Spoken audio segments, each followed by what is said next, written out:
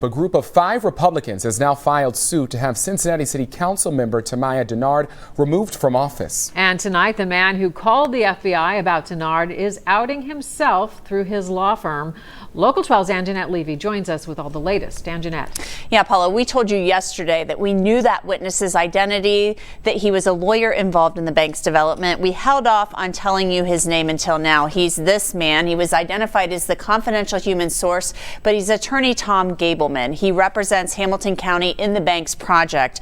His firm, Brown Todd, says it agrees with the U.S. Attorney's Office that it takes courage for citizens to come forward and assist law enforcement. And this morning, as we were first to tell you, this lawsuit was filed seeking Tamaya Dennard's removal from office.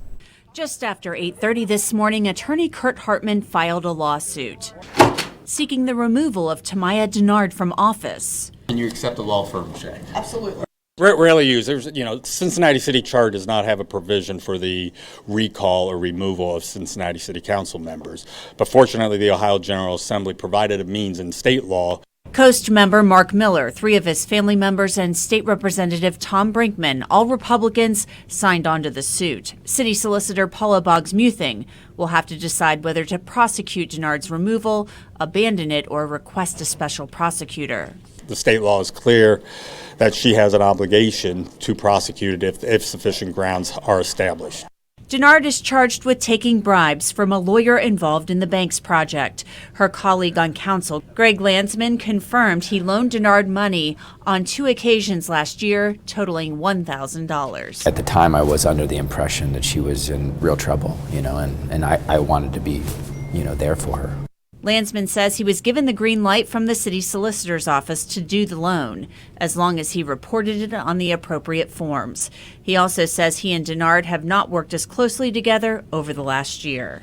I assumed that it was in part because she was really struggling. Meanwhile, Councilmember Jeff Pastor said that the city's business must go on.